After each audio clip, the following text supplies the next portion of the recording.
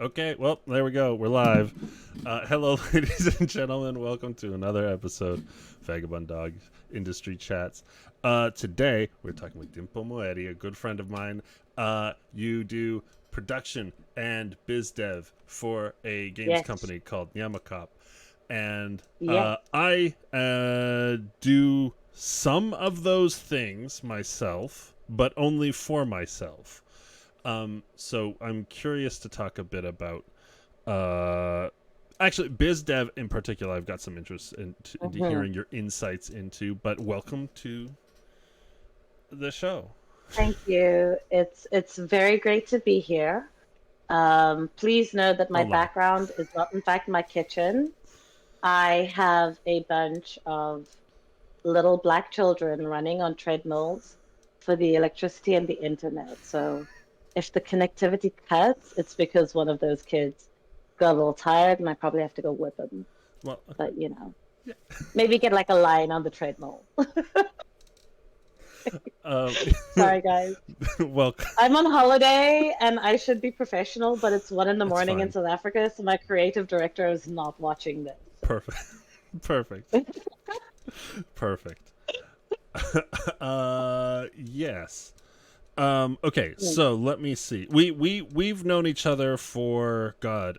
I don't even want to count the years because it's gonna date my living experience. But good a At good long while. least, yeah, like at least a good five It's probably years over five. since Yeah. we both were 20, Yeah. you know, as Right. as as the 25-year-olds that we are. It's been Right. at Right. least Right. 5 years. I think it's since like I started in the games industry, Mm-hmm. which was a bit of a trip. So for the viewers out there, I am a college dropout who started as a PA, personal assistant slash production assistant at a game studio in South Africa. And now I'm the producer and biz dev at another game studio in South Africa. So if I can make it, anybody can. Yeah. I It's mean, I'm great, but it, like I'm a poor African child working in games. it's actually kind of refreshing to hear from a fellow dropout. Actually, I also I ditched. I actually technically dropped out 3 times. Not to one up you or anything, or Not to two up you. not to Um, remind me that like, white men are better at failing than I am. yeah, just that's the way it You know. goes.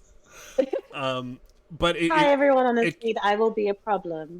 it can be surprisingly refreshing Mm, because although we definitely hear about the non-educational path into games for solo yeah. indie devs, for people who just want to who get into that, we don't hear it very often from the production side of things, Yeah. especially because most of what people assume production comes in the AAA world, and for there it's all about that resume and the which Ivy League did you go to? It's yeah, which Ivy League did you go to, but also just like which tracking software do you have like a diploma in, like Jira or Agile or some other horrible program that I refuse to touch. I think, I mean, I was quite lucky, and I think there is a level of luck where you're Mm-hmm. interested in production and project management, and you can find a role within games for that. Because I think we have, especially in the indie world, a culture of feeling like the only people who are really game devs are the coders, the programmers, the game designers, and the artists. But I try and remind people that you could make the perfect, most incredible game, but if you don't have someone producing you, so ensuring that you're hitting your deadlines, that you're focusing on the right stuff, that you just have the staff to make the game. And if you don't have a business developer, so like a bridge between a studio and a publisher, then you might have the perfect game, but 20 people will play it. Mm-hmm. Because I think a lot of what goes into making successful indie devs is not just a very good game, but a good game that's marketed intelligently and smartly to the right audience. Because indie studios are all about those niches. It's all about finding your people online who will like the same weird, exciting, experimental stuff that you do, and then have that grow and really touch a lot of people. But, to get yourself to that level, you need a ton of marketing. You need people who know how to localize it into different languages, who can just give you the money to make the game. Game making is not cheap unless you're one person who Hmm. can do everything and you don't want to sleep or eat or just live for the next like 5 years. Right. Um, it's so I think that is the most common interest in biz dev amongst indies. You go to an indie circle and you talk about biz dev. Most people are interested. How do I get the money? Please tell me, how do I get the money? So I guess my question for you is, how do I get the Yeah. money, and how do I get the money? Uh, I personally find blackmail is a great way to get money. No, Yeah. to be serious, what is very important, depending on the amount of money you want, is how well can you sell your vision for a game? Hmm. Whether that's a tiny prototype with a handful of levels and like maybe some art in it, or it's just a very strong pitch deck or creative deck around the kind of game you want to make, plus a bit of a prototype. I think that generally puts you in good stead. And I think the unfortunate truth is also just being lucky enough to know one or two of the right people who, if you reach out to publishers, will actually respond to you. And ultimately, also just having a good game idea. Right. Um, like if you have a good game idea and you have someone who can sell it as is or with minor tweaks, then you're gonna find the money. The money is there, unless you're in Africa, in which case just have a lot of money. I don't know what to help you. Right. Like, Oh, just have enough money to make a strong prototype, and then maybe you'll be fine. right. Right. Right. Um, I will touch a bit on the international outreach in a bit, but I mean, like you said, a big part of solid biz dev, or being a solid biz dev person, is knowing the people to talk to and having those contexts. So I'm yeah, curious, since that is partially your job, how do you yeah. curate your list of wealthy and powerful individuals to blackmail? So, Um, I mean, to ask for money. yeah.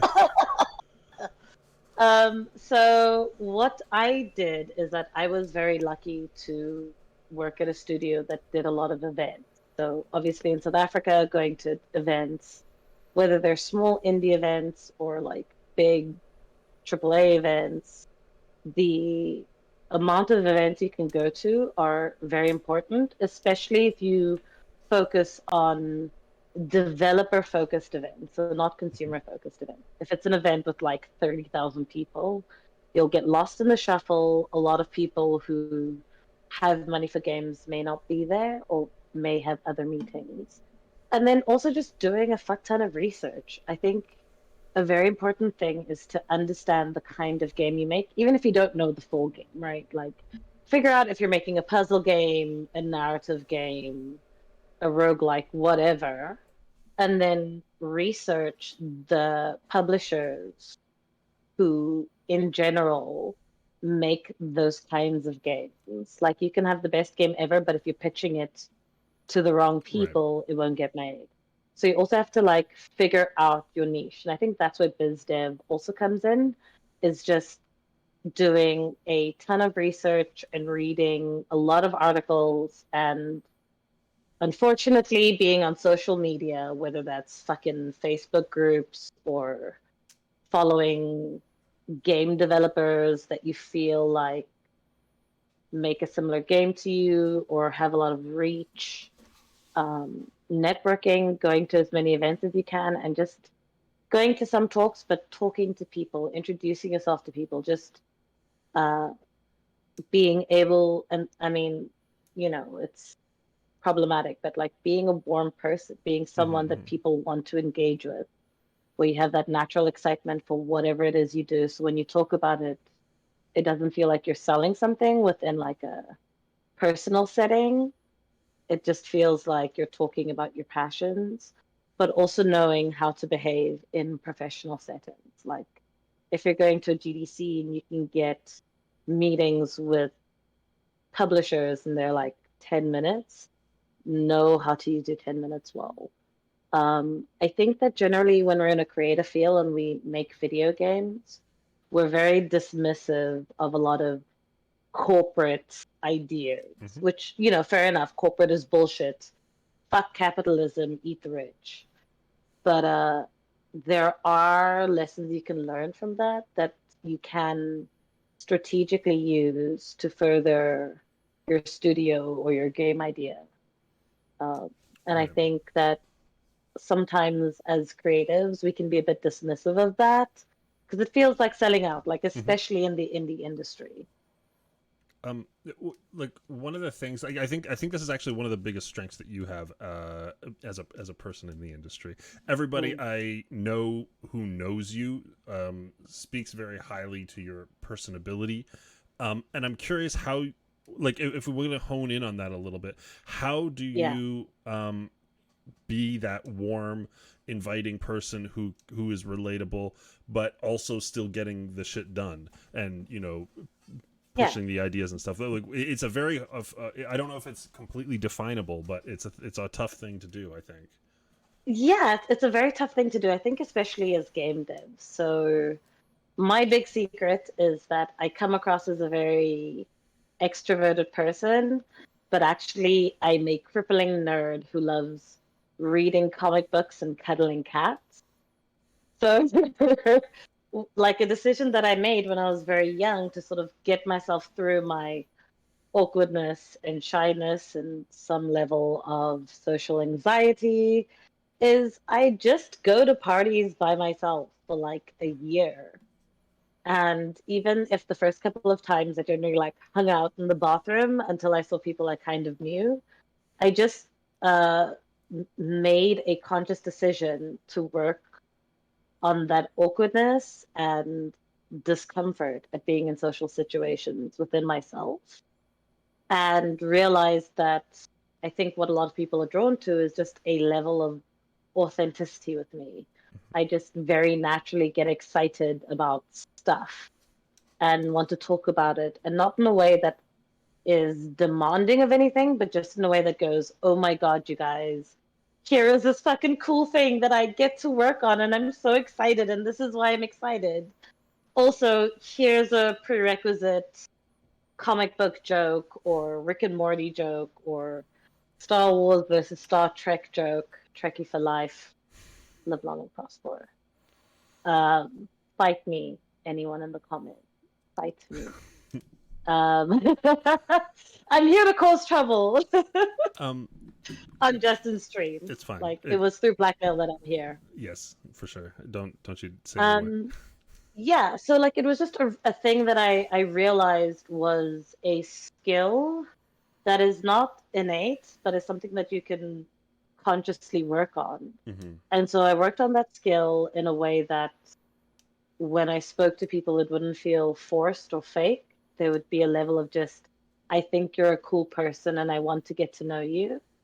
But also being cognizant of the fact that as much fun as I can have and be silly, and I think within our industry, it feels like indie game dev is a little bit like rock and roll in the like 60s and 70s. It's a bunch of young kids with more money than sense and a surprising amount of cool kids who drink and like party hard. And being able to just keep up with that space, even if I wasn't drinking too much or as drunk as other people, just being a authentic, fun person to be around really helped with that and really helped create those connections. And I think a part of that is also just like loving game dev. Mm-hmm. A lot of the conversations I was in for a long time, I'd just be sitting there waiting until like a non programmer or art discussion would happen. to like bring it to something I cared about. But like I'm also a narcissist, so it makes sense that I'd have the patience to wait it out, and then they'd be like, "Yeah, so I was watching TV," and then I could be like, "Ah, yes, TV. Let's talk about the best TV shows ever. Right. Start a fight. Tell people your unpopular opinions." Right. The It's so, good way. so one of the things you touched on there is having a genuine excitement for the projects that you are attached to, and I mean I Mm, think you've had a very good fortune of having a lot of really great projects to have been worked on. yeah, Um, but I'm very lucky about this. what how much does that factor in to when you're looking for a job in that sector, like if you're going to be doing biz dev for a project, do you feel like you would be unable to be attached to any old game? So I think there are certain things that I can't be attached to, right? But like I am very openly an anti-capitalist leftist. So I feel like games that That works in biz dev. either hey man, as I say on Twitter, I'm an anti-capitalist in the streets, but a neoliberal in the sheets. That means that like publicly, I'm always like eat the fucking rich because we don't need billionaires. Mm-hmm. But privately, I also have no qualms in being a sugar baby, or as we call them in South Africa, a blessee. So instead of like having a sugar daddy or a sugar mama, you have a blesser. Right. And then you are the blessee because on Instagram you write like hashtag bless. Gotcha. So I have no qualms of doing that because I'd use all of my blesser's money to make games. Wait, what was the question before my sugar daddy? Um, Oh God. when Oh, looking for work or yes. projects to Yeah. associate to, how much does that genuine excitement for? Can you possibly So work on something yeah, that I you're think not so. in love with? I think so. I think that what really worked for me is I looked at a lot of the projects that the company I was working for would be making, and I'd find the thing within those that made me super excited. I think I've been very lucky that like the first studio I worked at made incredible games. They made Broforce, they made Gore, and they made Genital Jousting.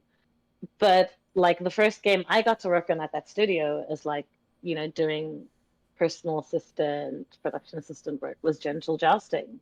And at first I was uncomfortable just describing the game to people, but through just talking about it constantly and pushing myself a little bit, I was able to be like, yeah, instead of going like, this is a game about penises that fuck other penises. I was like, this is a penis fucking game where you're like a pastel fluffy penis and then you get fucked, or you fuck another pastel fluffy penis and it's really fun.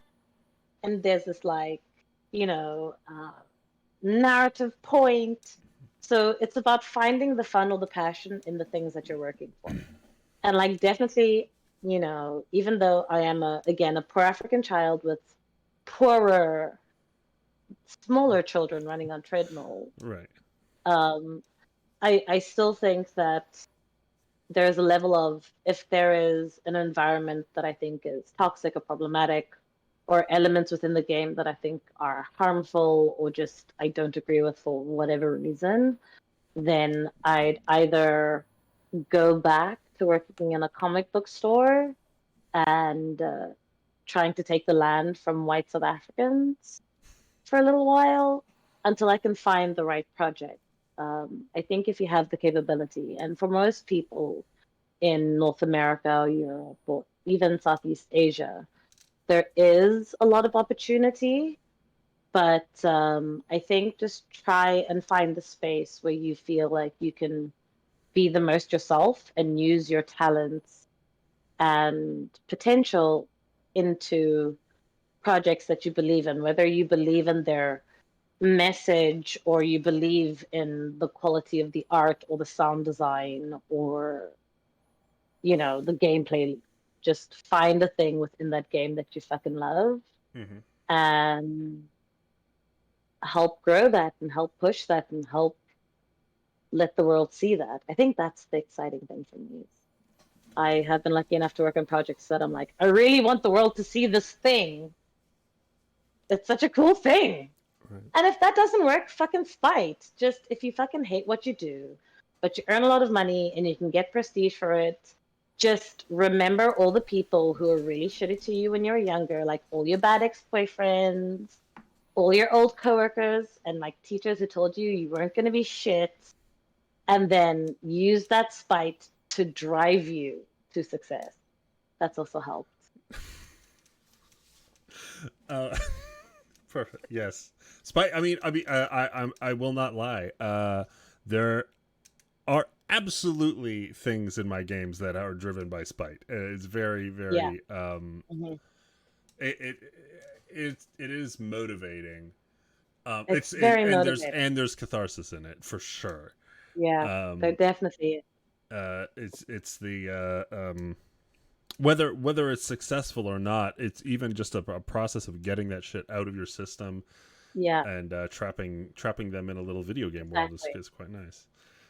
Yeah, and then screwing. I mean, my first experience with video games was probably also like problematic. So the first like computer game I ever played was Unreal Tournament, which is first person shooter, the most like basic of basic storylines. It's like in the future, Mm-hmm. this giant corporation controls the world and makes these like horrific tournaments where everyone has to murder each other. So And if you choose a next year, character, you can like, yeah, you can read like the bio. And what I used to do is that, like, I was an awkward teacher's pet kid, and so I got bullied, but I couldn't like call out my bullies until I was older. So I'd make little bots of the people I hated in the game and make those bots like super bad in fights, and then just play a bunch of deathmatch rounds with those bots with the names of the people I disliked, killing them, and I'm fine now. Do I have to go to a lot of therapy? Yes. Do I spend an alarming amount of money on medicinal help, like antidepressants? Also, yes. But that's beside the point. I'm still successful through that spite. right? Like, I have a list of people of, like, when I, like, just being in games that I can go to when I go back to my home city and be like, oh, what? You've never left this city? Oh, that's so tough. I work in video games and, like, Yeah.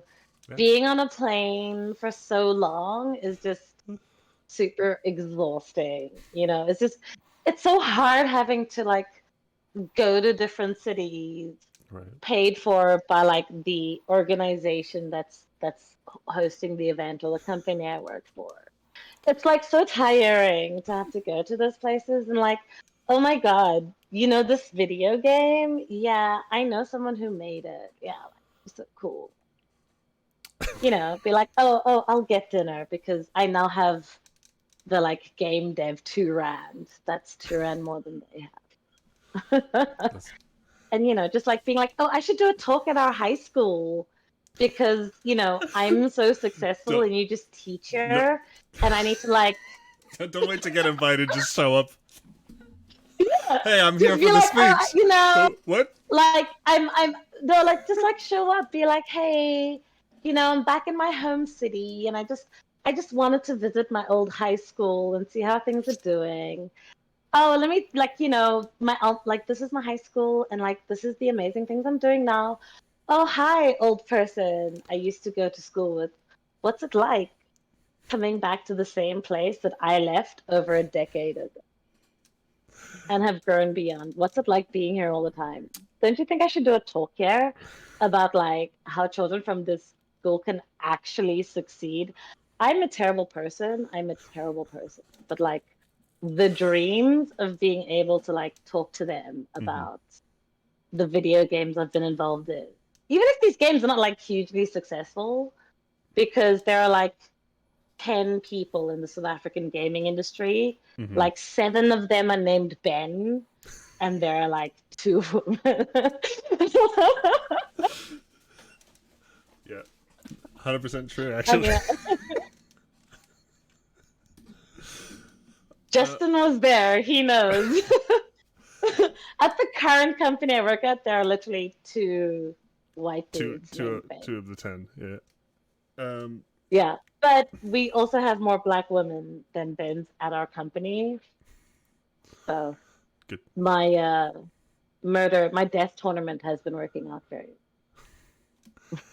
That I mean, yeah. I know the exact feeling you're talking about. And I've gone through that where you hit that point where you really feel like you've made it and whatever, and something happened for me afterwards, where there's also this realization that there's like an infinite level of success more that can still be achieved, right? Where I don't have to know, I don't have to explain the game and who it's associated to, and no, not that one. This that right, where it's literally they're like, oh, you made blah blah blah. Yeah. Yes, right, and that goes on and on and on and on. It does. I know what that is, being a creative indie dev who just I want to be the dude that made that game, right? What is that in the production biz dev world? So you want to be a part of a company that like has made a game that's done well. It doesn't have to have like done well enough that you're like super rich, because as an anti-capitalist, I've accepted that I will never be rich or own a house in the city I currently live in. It's fine. I go to therapy. I have a second therapist for that. But what I think was like very fulfilling for me, and that still drove me, or still drives me, knowing that there are going to be people who are more successful than me, is one, I have a very unique name. So there won't be people successful as me with the same name as me for at least 15 years. And two, I've realized that the real success is not even just like being acknowledged by others as a success, but making something you genuinely believe in and working like in an industry that you're passionate about. Like even if it makes the thing you're passionate about feel like work, a lot of the people I know work for the weekend. Like they do a job, they get the money, and then they like live their lives. And I think that being in game development and making video games is a privilege. Like you have to either, like I did, luck out or know the right person who can show you like a job opening at a studio, or you're super crazy talented like you are, Justin, and make your own game and have it be like very, I mean, fair. I'm on your show. I can't say that, right? You have to say it first. Yeah. But like, I mean, and I have to be like a certain level of nice to you, because if I'm too mean to you, then I can't come visit. And if I don't come visit you, then I can't steal your wife. Yeah. So, I mean, but yeah, and I think just that like success in like working in an industry you're passionate about and that people know of, even if they don't know there's work in it, and making something genuine and real. Like even if only 20 people play it or like 200 people play it, that's 200 people all over who know who you are and are deeply embedded and passionate about something you've created. And if you get hit by an electric car, which I hope not, never hear it coming. Super embarrassing way to die, like choking on a piece of steak. Super embarrassing. That's not how you want to go. But if that's how you go, there's still going to be this piece of art that you've created that will impact at least one other person's life.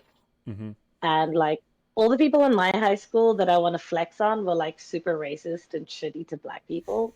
So also fuck them. Even if a game I worked on sells 2 copies, that's 2 more copies than they've ever made in video games. Right. That's the level of pettiness you need to keep in your heart. Perfect. That even if you're a massive failure, you're not as much of a failure as your bullies and the people who bullied you in high school because you actually chased your dream. Right. I mean, that's why people who are like really into money are really into using money as an evaluator of like Hmm. worth, because it's Yeah, um it's like the easiest yeah, metric. yeah, their favorite barometer, but that's not. Yeah, no, no, the having an impact on people and having something leaving beyond absolutely gets you through Yeah, some really rough times in the creative field for sure. yeah, Um, yeah. And like, actually, now that you mention it, Justin, I think we can also talk about like game dev can be rough. Like, mhm. if you don't hack it or it fucks with you, that's okay. It fucks with all of us. And Justin, I think you can agree with me. Nobody in this industry knows what they're doing. No one. Right. No one. No one knows what they're doing. God, I hope somebody does. Please. I'm gonna be honest, like the I, couple of conversations I've had over the last 2 years, I was like convinced that there are people who know what they're doing. mhm, But like the more people I talk to, I'm like, oh my God, mhm, mhm. Yeah, no one fucking knows what they're doing. And then I like panic because there's no like roadmap. having done, I guess, 50 plus episodes of this show now, I will say that nobody knows everything they're doing, but they know the thing that they're doing really well, and that's it. And like, that's ultimately, I mean, all cogs in the machine of the industry, blah blah blah blah blah, we're all playing a little role and part. I Mm. Whether we've got Press it. X to doubt. Are people press X to doubt in the chats? It's one of those shows. um One thing you brought up twice now is believing in the project's worthiness, value, etc. And I'm curious, as a person, like for me, that's really really easy because, hey, it's my shit, right? Like, of course I Yeah, believe in it, yeah, right? I'm a genius and I yeah, believe yeah, in it, yeah. right? Um, I mean, if you didn't, I would be very concerned. I'd be very concerned. so, but for you, how much of that is I believe in this game versus I believe in the people that are building it? I would have to say it depends on the game. I mean, there were 2 years in this industry where I worked for an event, and I found that, and I mean, look, it can be like a level of stubbornness within me because I'm just like, I will do this thing if it kills me because I want to, and I've decided this is my thing. Mm-hmm. But I really believed a lot of the people, and I think like being in an industry in South Africa, I've realized that like I don't just biz there for the company I work for, Nyamakop, which is just mwah, mwah, mwah, my favorite company. Mwah, beautiful, chef's kiss. And I'll tell everybody why later on in the stream. Justin, sorry, I think you should know that I'm using your stream as like a test run for myself to see if I could be a streamer. Oh, Honestly, I think I'd be great. I think so too. I really do. Just like streaming in my kitchen with like weird written shit on my fridge. That's You're, actually an Easter egg for people. Like I'm not fucking around. There's like red ink on this like yeah, you're fridge, getting and if some. you can like screenshot and zoom in. You're getting a couple yes please on the chat. Um, Wait, what was the question again? I should not do this right. Uh, Also, believe everyone who sees me drinking, it's 1:30 in the morning yes, time in South zones. Africa. There is a cultural event in my country called a Thursday, which I realize is only a Johannesburg thing, where you drink on a Thursday night in celebration of the fact that the following day is Friday. You still wake up very early, do like a full 8 to 10 hours of work, and then continue drinking after work on a Friday and a Saturday. But like in preparation for like the great weekend you're gonna have, yeah, you do a bit of a busy Start on the Thursday. Thursday. Uh, And I'm on holiday, so like I ain't gotta be nowhere tomorrow. yes.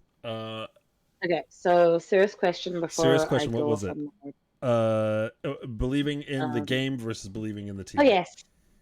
So I think that for me a lot of it is believing in the team, and because the industry is so young and like fairly small, like if I'm serious, it's about 350 to 400 people technically are in the industry.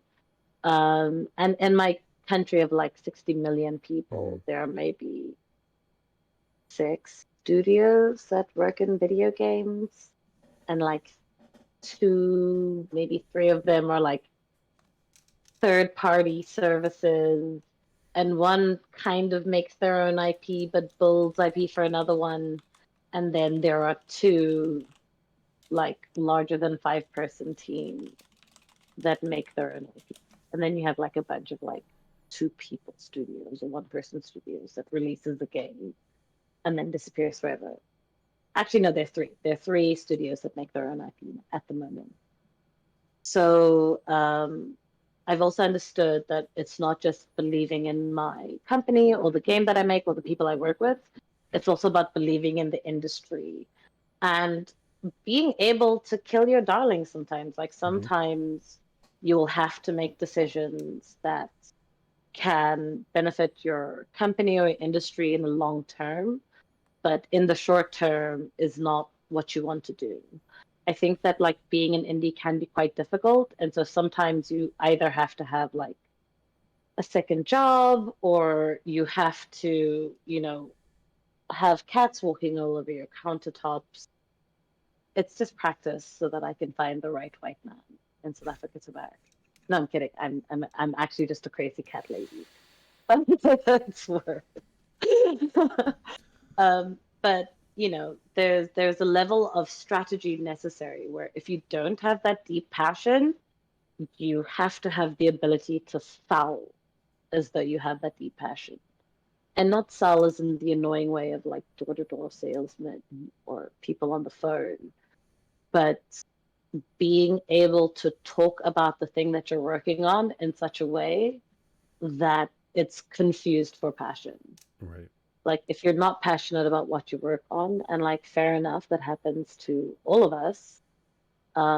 Find something within that project that you're passionate about and want to talk about uh, at events and stuff. Find something in what you do, or just your own personal work that you're excited about that you want to talk about, um, and take it from there.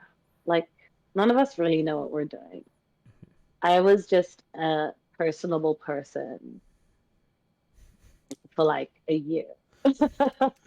And then people kept being, and then I just convinced people that I can do things. Just imposter syndrome, but like convince yourself that you're actually a con man and you're just conning people. And they'll realize too late that you can't do what you promise you can. And like, just keep going that way. And eventually you'll know what you're doing. Or Um, you'll believe that you know what you're doing. so you touched on how small the industry is in SA, Yeah. and so I I want to talk about like how is it stifling at all staying in the South African games industry versus looking for opportunities abroad? You talked some about wanting to build the industry there. Uh, Obviously, that doesn't happen if everybody just expatriates. Uh, Yeah. so how what's your feeling about? I mean, I feel drowned over here, right? Like there's a billion Yeah. people like me doing what I do. That But what's the other side? explains why you were just in South Africa for as long as you were. And why, out of all the people in Cape Town, a black man at a shopping center looked at you, looked at that glorious beard on your face, and said that your beard was the pride of Africa. To this day, I'm still upset about that because I have to shave my beard constantly. But if I grew it Just out, let it go. it would be the pride of That's the Africa. way it goes. So I think for me personally, I really like my country. There are a lot of problems. The industry is tiny. If you like money or just like surviving, maybe don't get into games.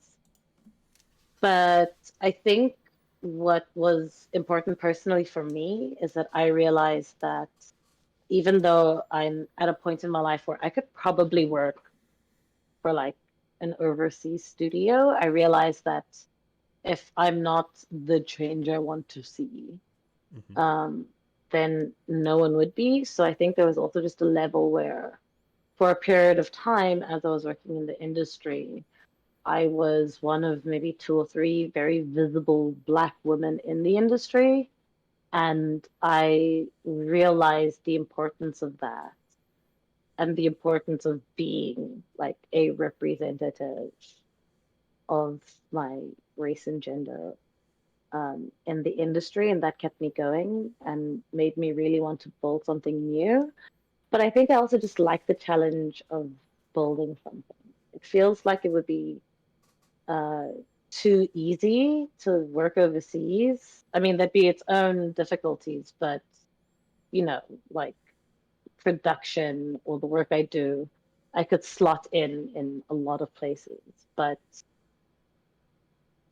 the potential and talent and just excitement for new things that I see in South Africa have kept me here, until I find my like perfect K-pop husband, then fuck South Africa, moving to Korea.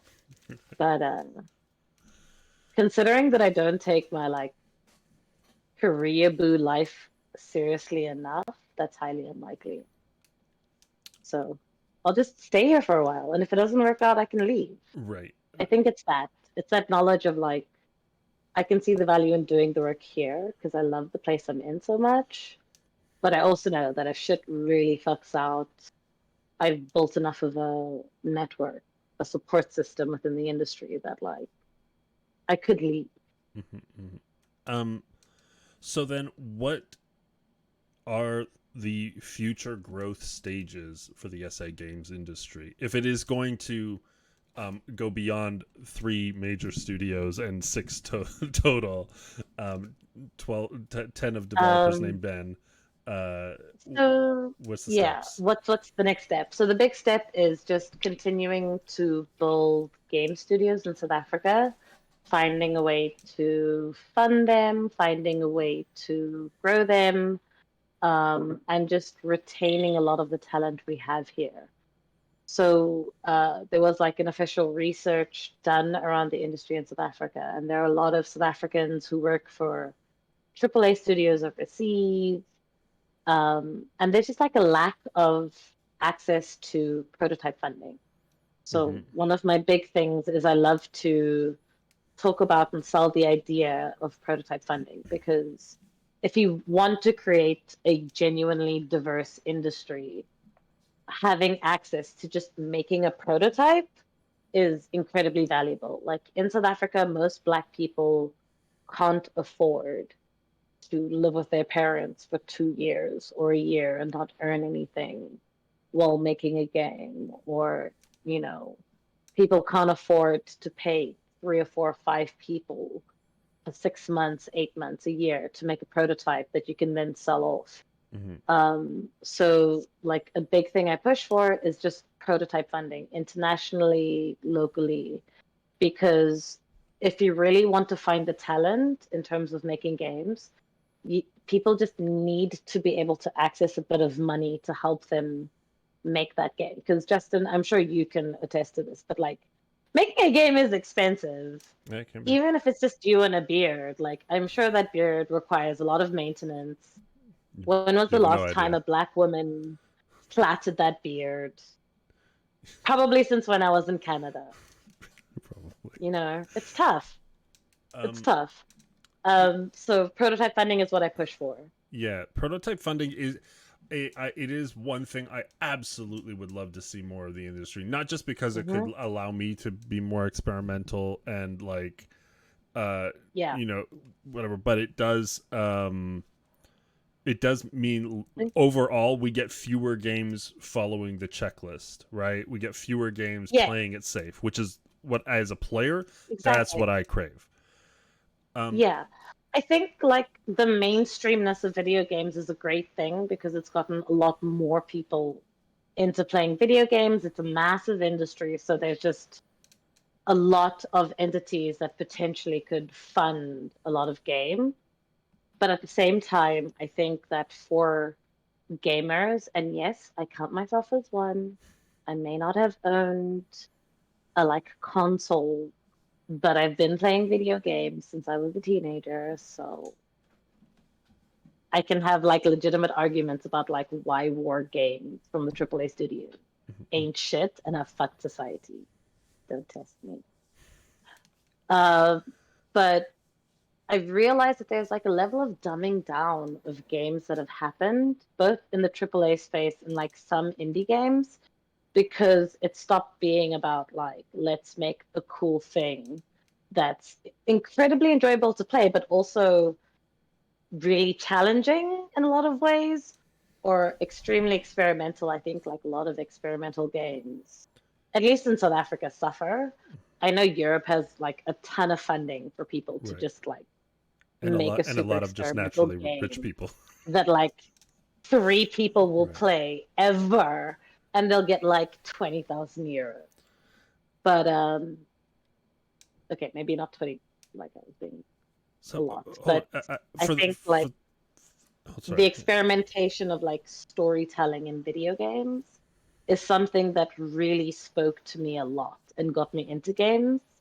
And interesting stories, interesting worlds, interesting just experiences with the gameplay speak to me. And I think a lot of gamers, um, the less and less of prototype funding or support of smaller studios that we see, the less and less interesting change I see in the industry. Like that's why you have a ton of companies going for like games as a service because it makes a ton of money. Hmm. They don't have to give a fuck about treating developers well or paying them well.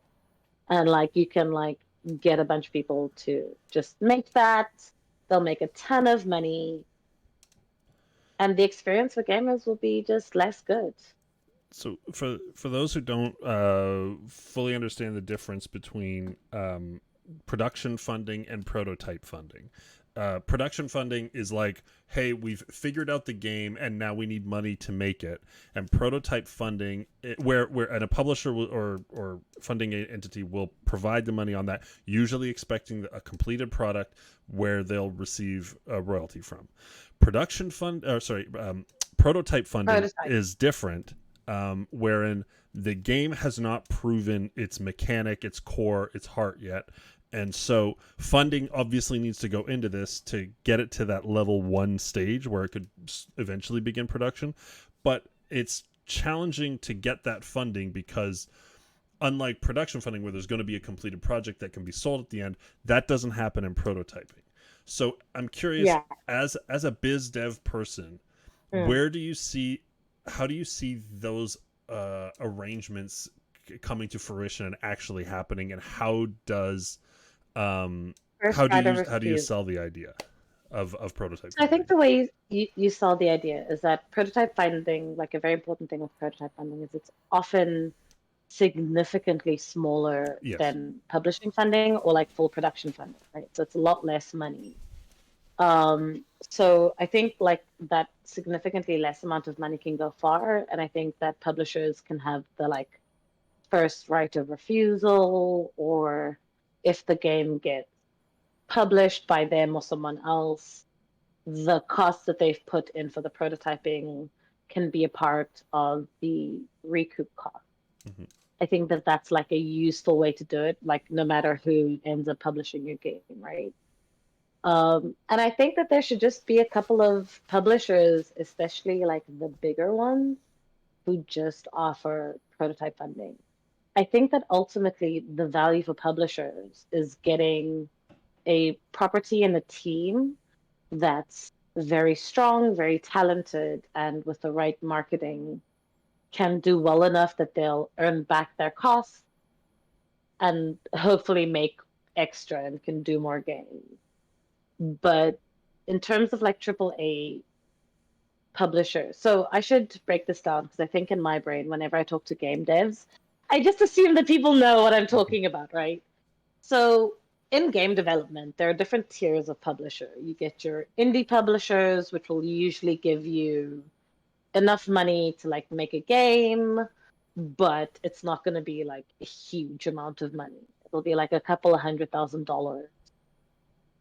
And then with like double A and triple A publishers, that's where you're playing in the big leagues. You get like millions of dollars to make a game, whether your studio is 10 people, 100 people, or 1,000 people. And when you're playing in triple A spaces, so like that's the big studio, it can make working with publishers more nebulous, I think. There's a lot more of an expectation because there's a lot more investment. But if these bigger studios or just smaller studios are doing smaller amounts of investment, them losing that smaller amount of money 5 times, like, Right. uh, 3 times out of five means that the two games they get out of that, which they may not have gotten without that funding, have the ability to recoup not only the costs of producing those games, but the cost of that prototype funding as well.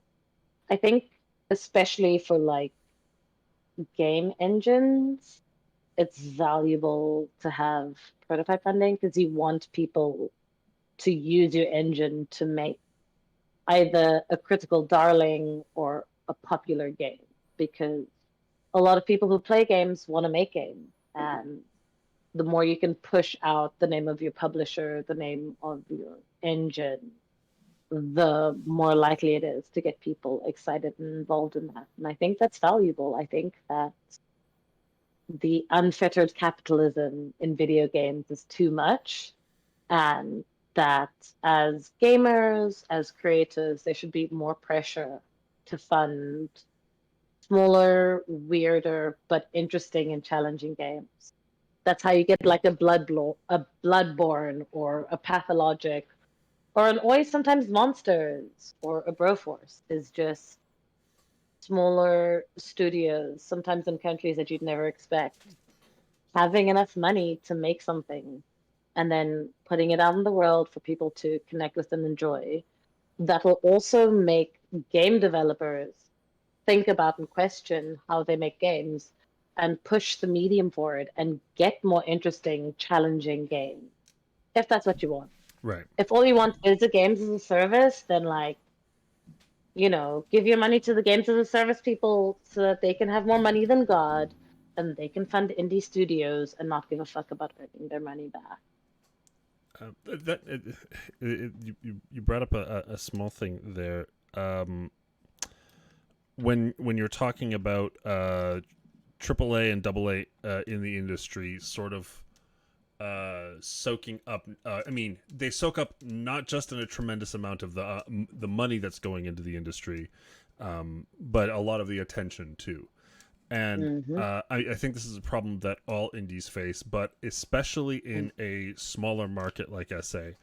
I'm curious how you feel about and combat the uh, disproportionate imbalance in attention and funding that goes that way, and what you I think, mean, other than people's yeah, natural good nature, to change that.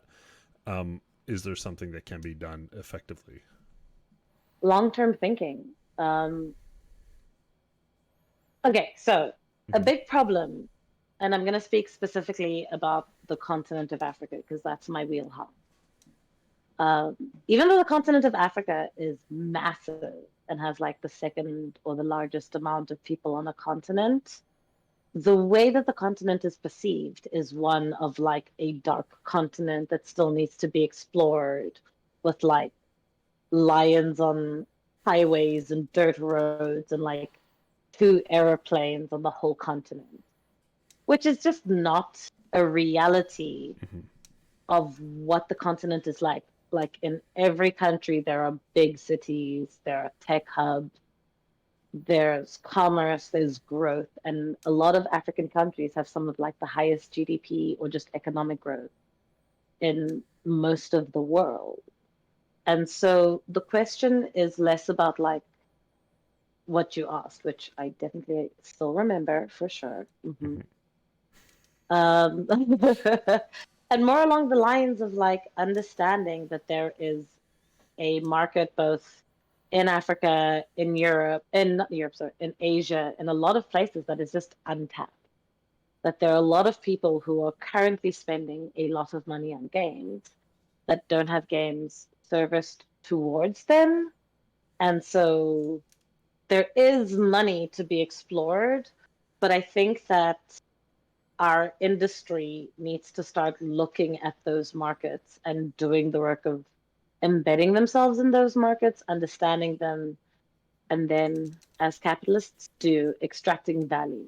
Right. I think that there can be benefits to those countries, but like as a consumer, as someone who loves games, it just means that there's a wealth of new and interesting games that can be played and stories that can be told from different perspectives that we as an audience may not have experienced that could be fucking awesome. And so I try and tell people that, like, yeah, it's the right thing to do. But more importantly, we are seeing consistently in various media that there's just money in interesting and new ideas.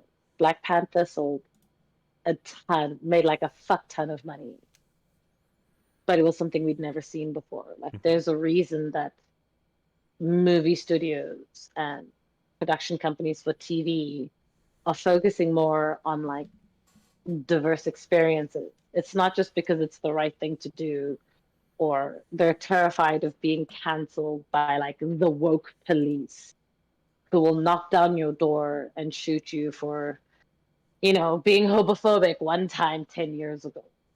But because there's just money in it, Mhm. like Mhm. they can see that these are just groups of people who are woefully underserved who want games or media or whatever that speak to them that just isn't being made because as an industry worldwide we don't see those markets as industries as being worthwhile serving, which is just short sighted. I want more people Right. to play games so I can have more cool games. So I mean I think that's how you look at it. right the profit potential is definitely there, and I think with the proper profit motive, the investment in exploratory markets is worthwhile. I'm curious Yeah, then yeah. if you fit within, I'll call them a niche for now, um, or an underserved Also, group. yeah, you're my favorite, Justin, for pronouncing niche correctly Oh, and thank not niche. Nietzsche. No, that's a they need a lot more mustache for that. Um, the if you are part of an underserved group and you want to make games serving an underserved group, how do you best make yourself stand out when the capitalists come knocking and say, "Hey, we want to tap into this market and extract value," A couple of things. without So, selling out firstly, and yeah. being I mean, a like false standard bearer? if you don't care about your soul or your integrity, fucking sell out and get that money. Right. Get you your bag. Um, but if you're like me and you care about like integrity and creative vision, then exactly. Then what I would recommend is ensuring that the prototype you have, whether it has art or not, is strong. Make sure you have a good grasp on your gameplay loop. Make sure you have a good grasp on the kind of game you want to make, and make sure you genuinely understand the costs of making that game as well as the amount of time you'll need. If you're saying, "Oh, I'm gonna need like a year to make this game," give yourself a year and a half. Like Mm-hmm, tell the mm-hmm. publishers a year and a half because it'll probably take you a year and a half. So have a strong concept that you can show whether through a pitch deck or a prototype of some form, even if your prototype is ugly as fuck or it's really beautiful but janky as shit. Like as long as you have something that you can show with a strong premise and you have a solid plan, then you're more likely to get funding than not. I think another important thing is also understand your market and have receipts.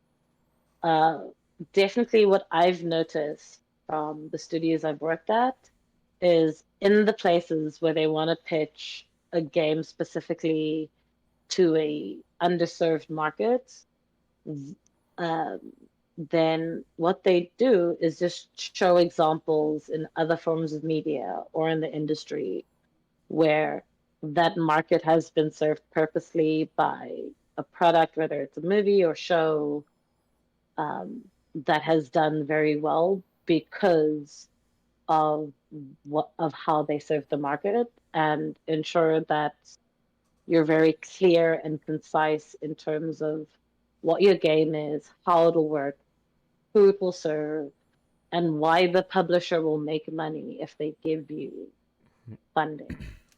Um, and I think just to a degree, be honest. Like, be honest about what you can and can't do. And if you're not honest with like the people you're trying to get money from, at least be honest with yourself and reach out to indie devs if you don't know. Like, a lot of us, including myself, against my will, are on Twitter or LinkedIn or Facebook, and just ask. A lot of devs will happily answer questions and help out where they can. Be involved in a community if you can be involved in a community.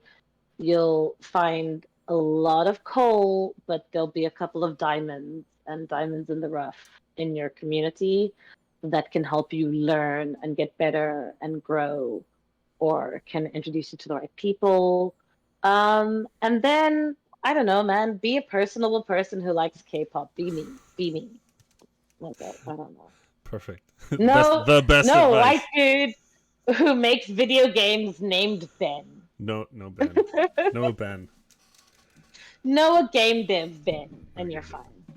Um, righteous. I mean, that's those are all sound advice. I mean, whether actually, I mean, it's technically sound advice whether you're looking to serve an underserved group or just get your game accepted. Yeah. Um, Do not feel afraid if you're part of an underserved group to work the guilt of the dominant group. If it's white people, men, straight people, cis people, just find the most performative person. I'm sorry, white men, please don't listen to this because, like, you're fine. But if you're from a marginalized group, black, queer, woman, able bodied, like whatever, just find someone who is very openly and performatively an ally, and then become very good friends with them. And then when they don't do the work of helping you out through mentorship, opportunities to grow and learn, just opportunities to show your potential. Justin, quick question, very serious question. yes. Um, Love racist how questions. long is this the stream going on for? We're getting near wrapping up, but Are you telling you a got black somewhere to be. woman to stop talking? Listen, Is that what you're doing, Justin? listen. We eventually all our time comes to an end. Okay. Okay, cool. Because if not, I have a lot more I Go need to on. No, no, say. no. I But don't. I like, really don't mind. I go overboard all the time. just find your ally, make friends with them, especially if they're very performative.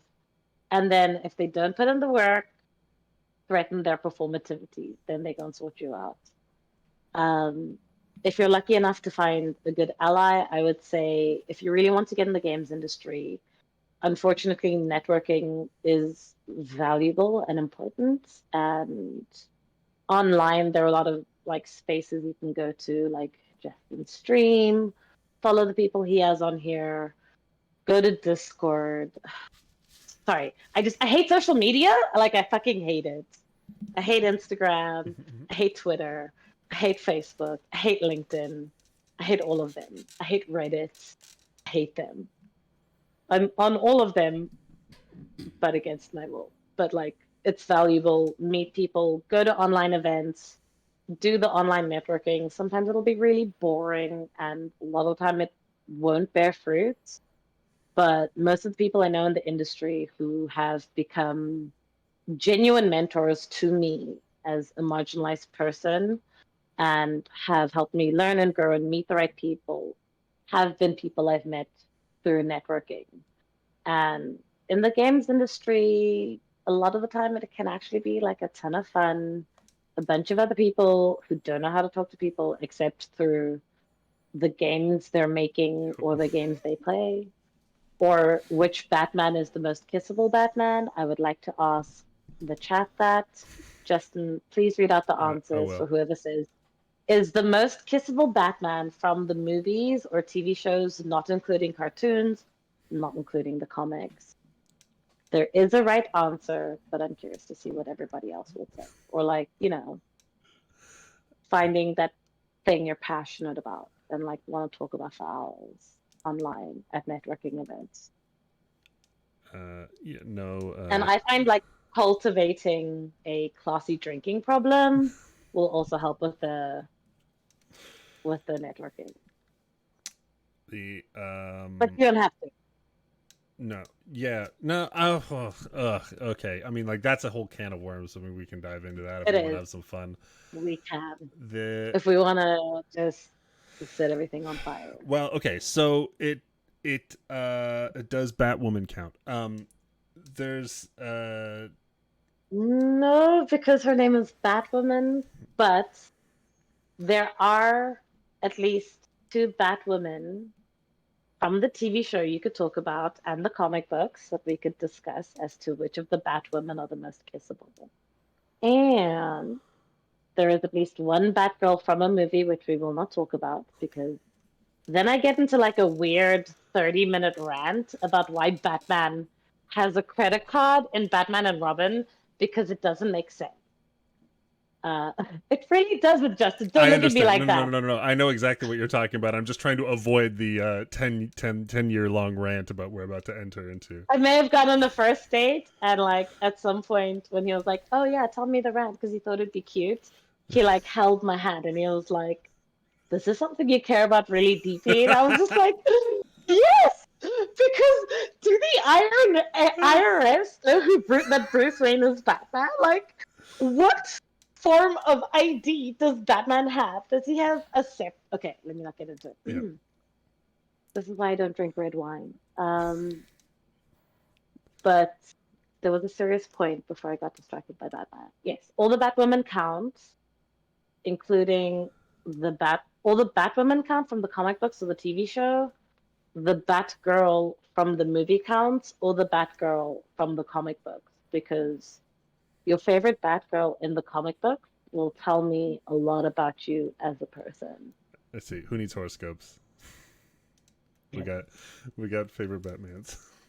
Also, just to start a fight, economics is the astrology for boys. Yeah, I said that. um, what was it? What were we saying? We were about to open the can of worms about the Drinking culture and game development. yes. Yes, It exists. It is it hard, does. and it is It's hard to avoid. And it is. I have seen people manage it poorly, and I Mhm. have managed it poorly myself sometimes. And Hey, I resemble that remark. I it's and I mean I'm sure this happens in almost every industry, but like Yes, you said, the sex, drugs, and rock and roll of the games industry can be there. I'd be saying sex, drugs, and rock and roll. Um, it it can be almost unavoidable, especially like if you're yeah, in the pitching phase of things, because that's where you meet yeah, people, right? yeah, it is. That's It's how like you build those it. relationships and stuff like that. It Yeah, is one of the yeah. biggest ways. I mean, pre-COVID, but I'm curious for your take on it. Then, if is it good for the Uh, so, industry? Should we abolish it? Should no. we change anything about it? So the difficulty is. is that I think it's a bad thing for the industry. Like, I have been very lucky in the sense that, and just as you know me, it is my prerequisite in talking to anybody for longer than an hour to drop that I did university debating,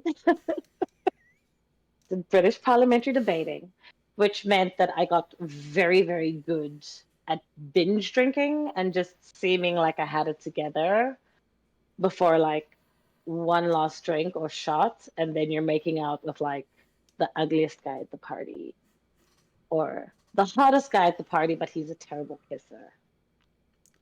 Or the Equally hottest tragic. girl at the party, but it's weird because her boyfriend is there and it's not because she actually wanted to kiss a girl, it's because she's kissing a girl in front of her boyfriend, or it's a girl kissing another girl in front of guys to be hot.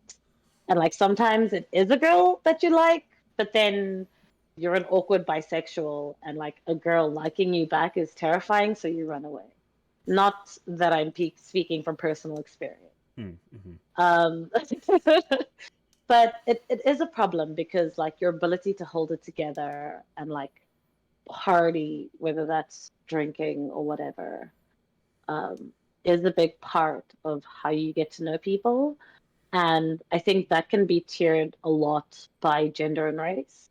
And there is like a level of like big wigs in the industry who get together to just be drunk and talk.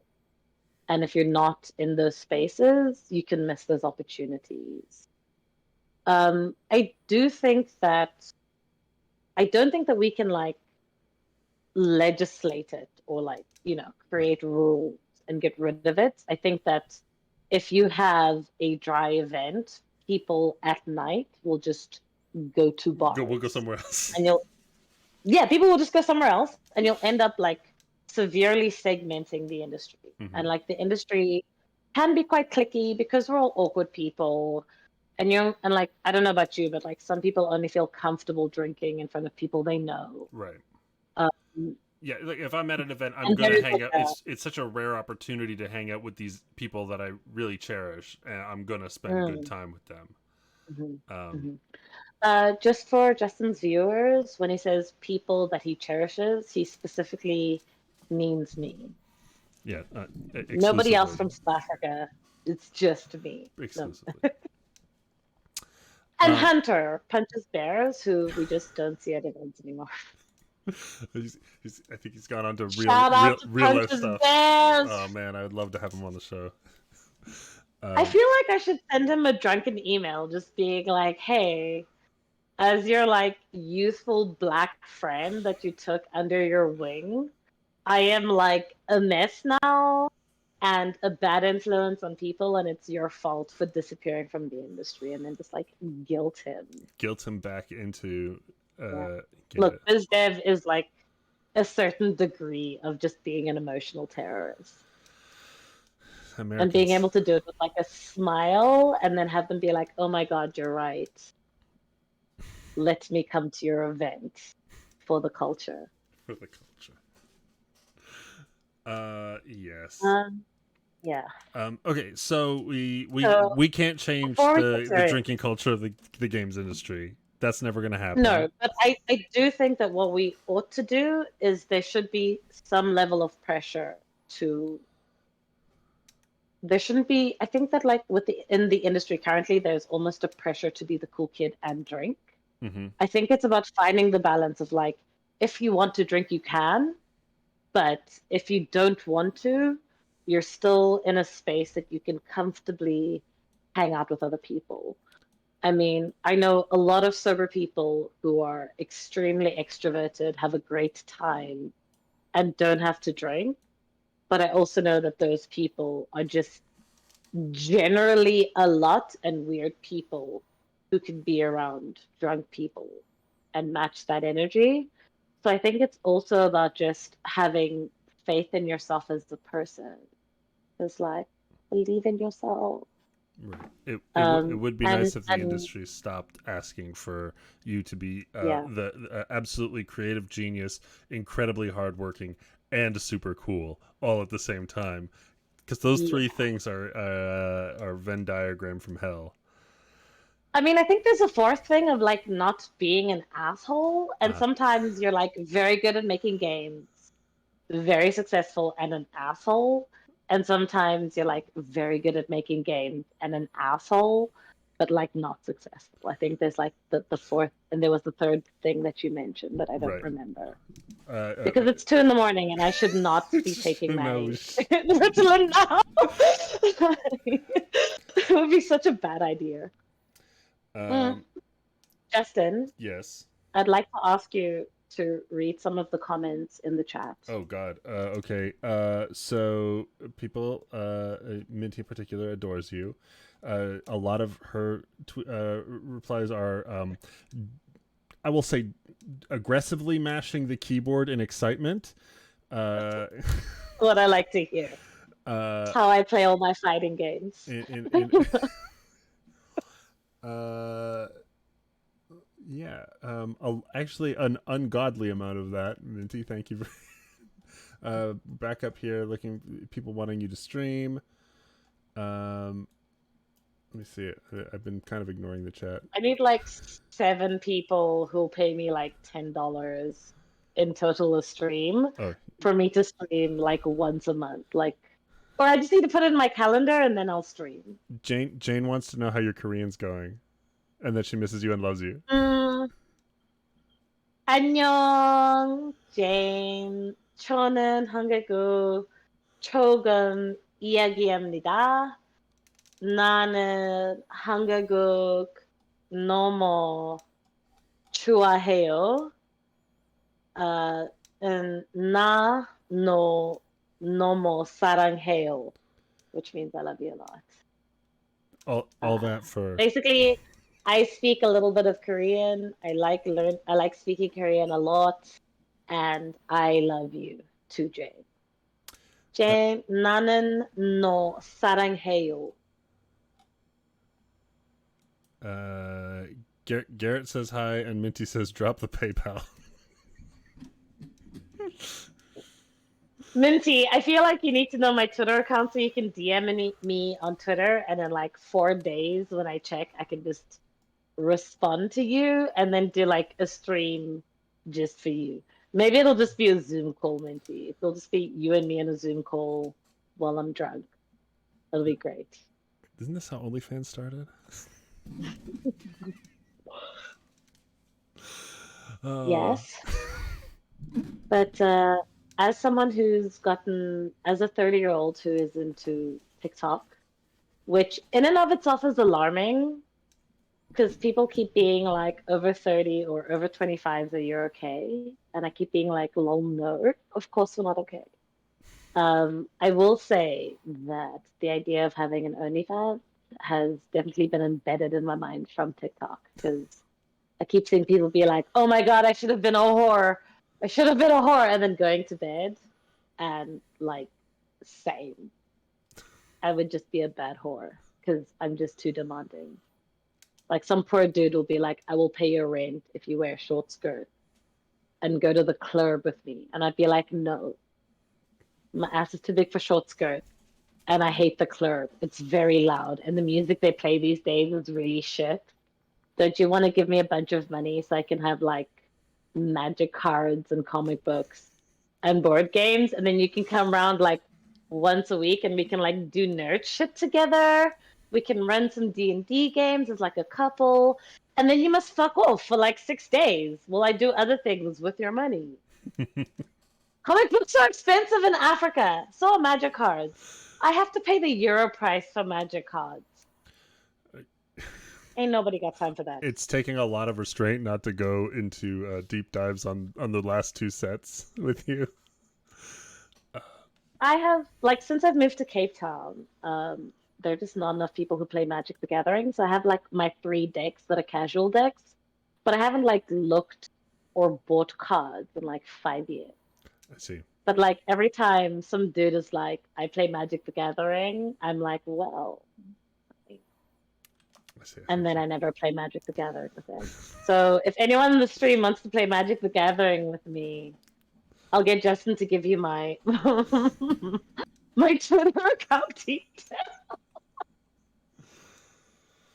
inbox me. I'll play Magic the Gathering on Zoom with you. I'll be uncomfortably excited about my vampire deck because let me tell you that. Very good. Got it from my ex, and then I made it better and like beat him and his friends regularly with that deck That's to the point where they stopped wanting to play Magic with me. that's the best way. Yes, that's the best thing to do. And then I played the deck against competitive Magic players, and I got my ass kicked. That also happens. Yes, I've made that mistake of thinking I had a chance before. Um, okay, so it is. Oh, Yes. Oh, you're gonna say so. I was gonna say it's like 2:30 a.m. for you. Like, It is. shall we slowly wind No, down here? No, just ramp up. no. Okay.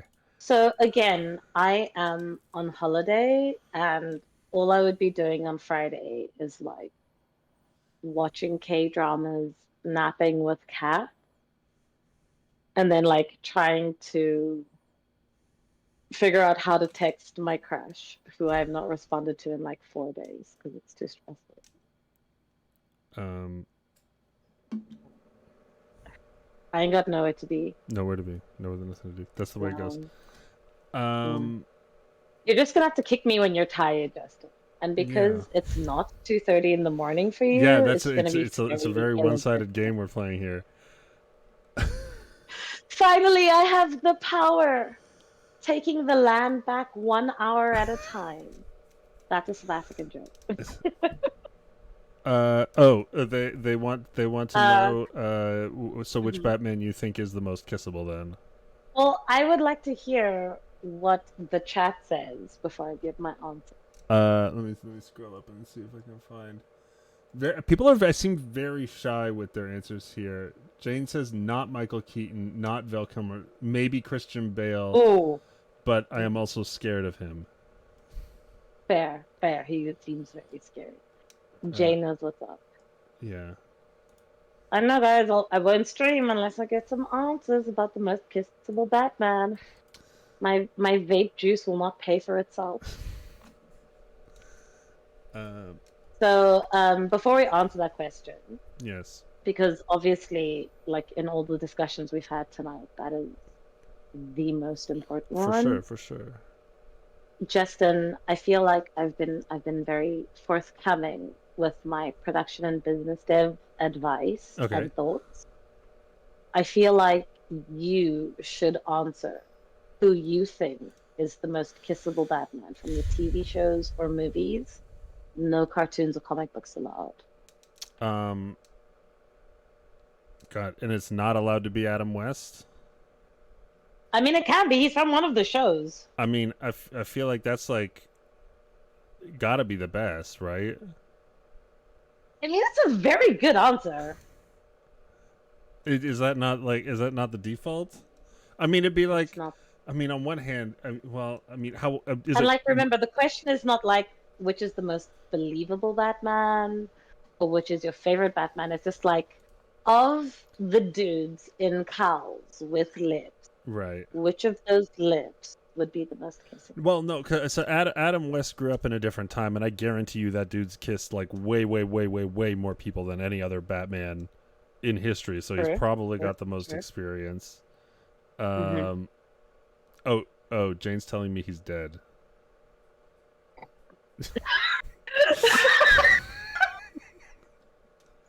And Okay. that's why he's my favorite Canadian. I mean, he is dead, Huh. but that does not preclude him from the run of most kissable Batman. I mean, look, Adam West's Robin is definitely the most kissable Robin because he was in porn movies, and the Joker from the Adam West Batman is the most kissable Batman purely because he had a stash, refused to shave it, and forced them to put makeup on it, and it's just peak peak chaotic energy. Like that's a man who will kiss you well. Right. Yeah. No. Okay. Not that Then. I've thought about this a lot. Uh.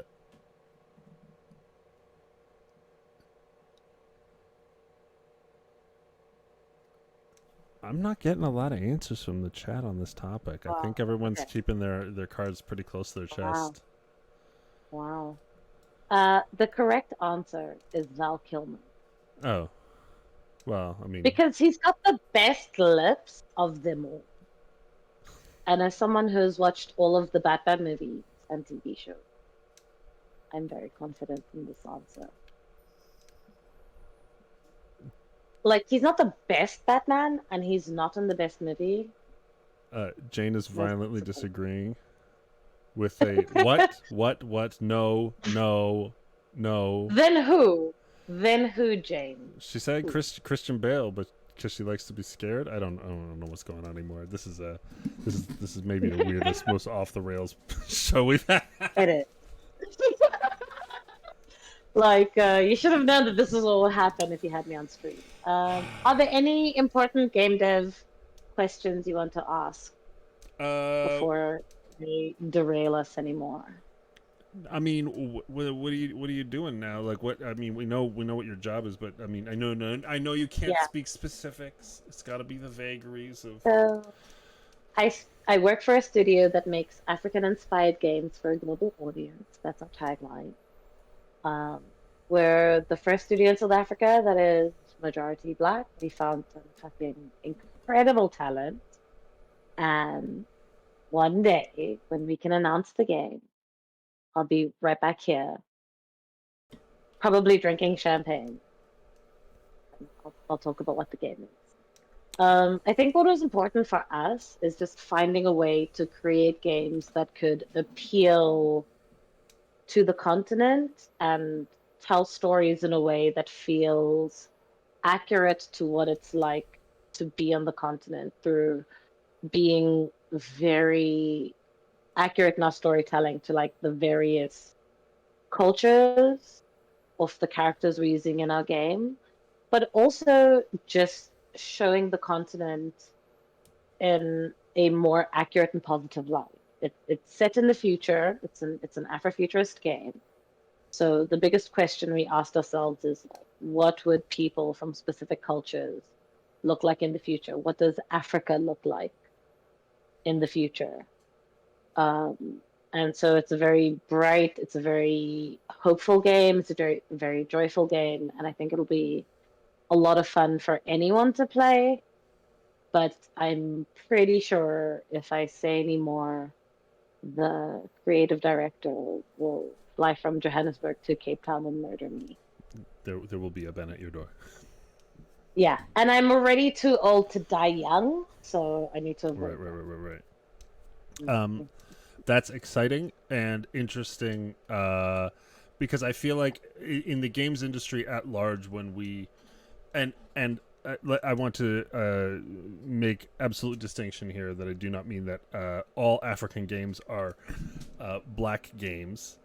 Sure. It is Yeah, yeah, a yeah. it is a diverse place. But it's a very diverse place. But in the games industry at large, um, when talking about black games, it tends to exclusively be focused on the African American experience and Yeah, not the African experience on its own. not Uh, the African experience or African European. right. Yeah, that's definitely a big thing and a gap that we've noticed.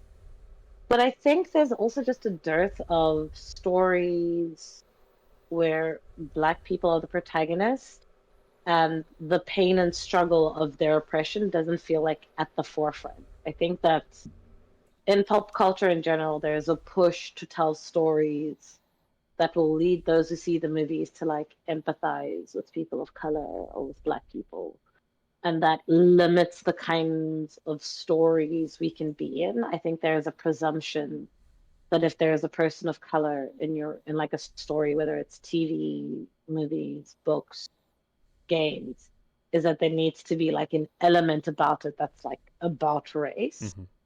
and that there are very specific expectations for people from different uh, groups, like racial groups or whatever.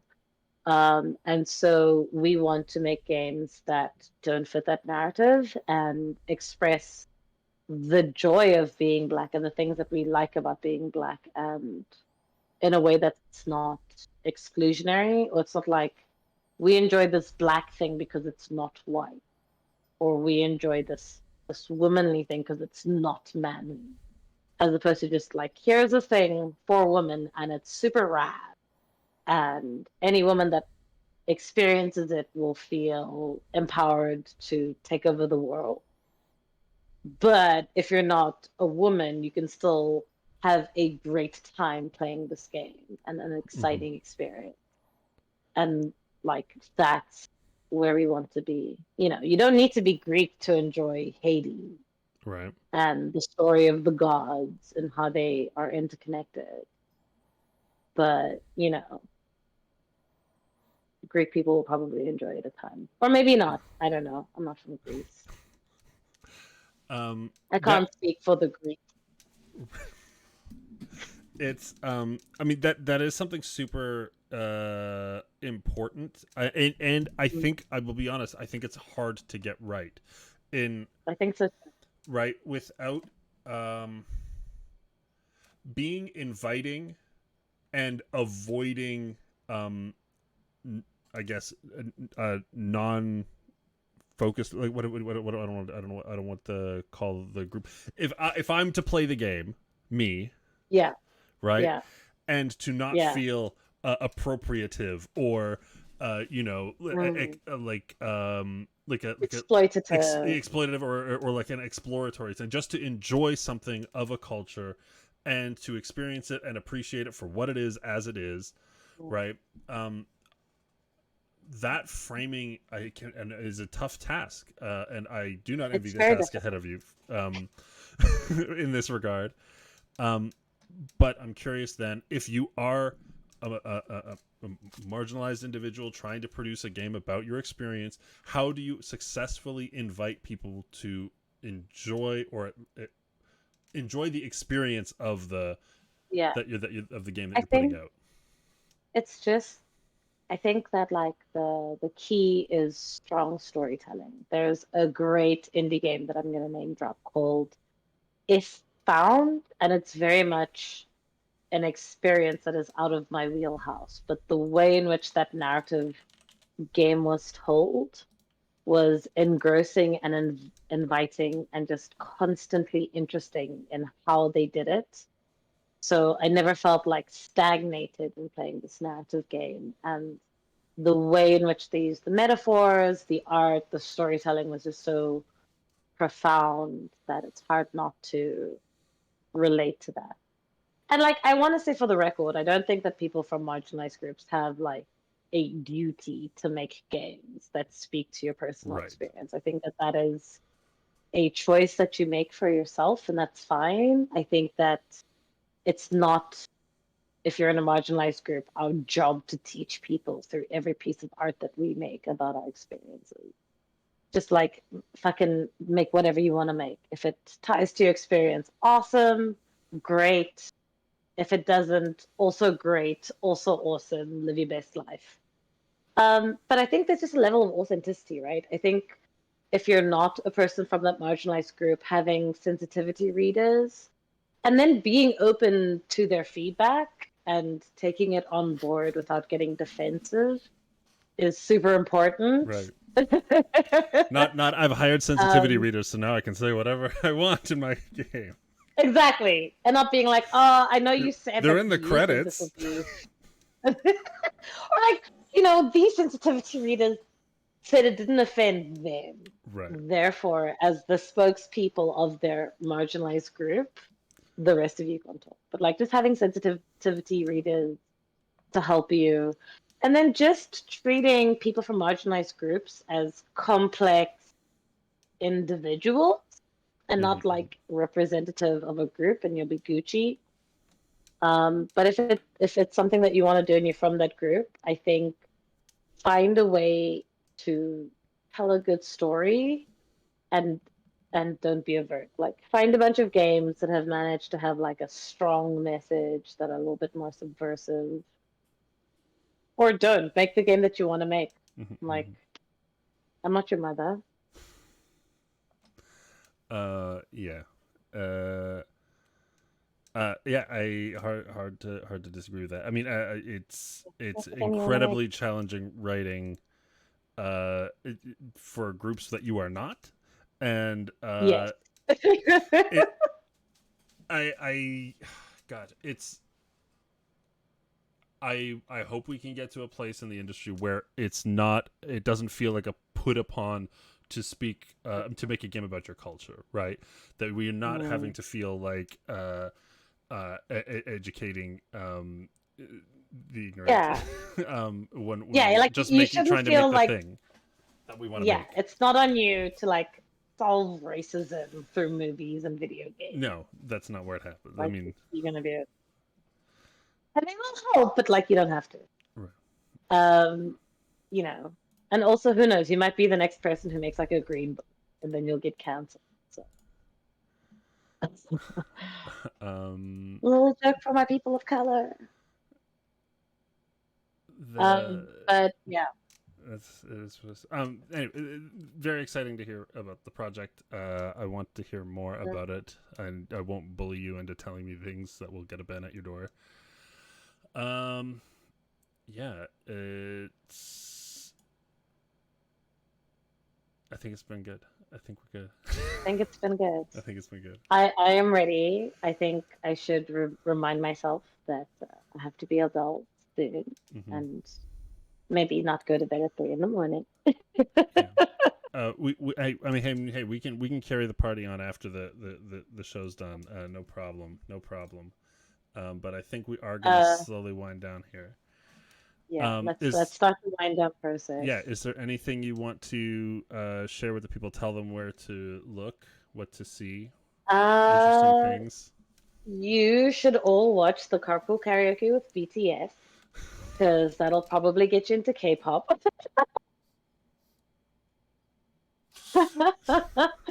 Also, watch God's Menu by Stray Kids because it's just legitimately a fantastic music video, but also it'll get you into liking Stray Kids. And then I will have more people I can talk to about my favorite member from Stray Kids and why he deserves better. And then, like, the only serious game dev advice I'll give you is unless it's your own game, don't give your life and soul to a company. Know your worth, know your value. Don't be scared of unionizing. It'll help you in the long run if you don't own a studio. And if a work environment is toxic or the expectations are too much and it is damaging to you, leave. It's like D&D. Better no D&D than bad D&D. You Hmm. don't want to work a job that will make you hate working in the industry or hate making games. And that can be very difficult because being able to like do your own thing is fairly rare, but just ensure that wherever you work, they treat you like you have value because you do. And if they don't, like get into production. There are a lot of job openings for project management and production. Hmm. Reach out, find people you really support. If you can get a mentor, do it. Go to a lot of networking events that you can now, and don't be like me. Well, By that I mean don't drink on streams. it's great. I'll put the professional advice very good. I will say be as much like D as you want. Um, guys, it's been a great show. D, thank you so much for coming on. Thank you so Um, much for having me. no, awesome. And I guess as a closing, where does a white man get his water? From a well, actually. I'll see you guys later. Ciao. Bye, everyone.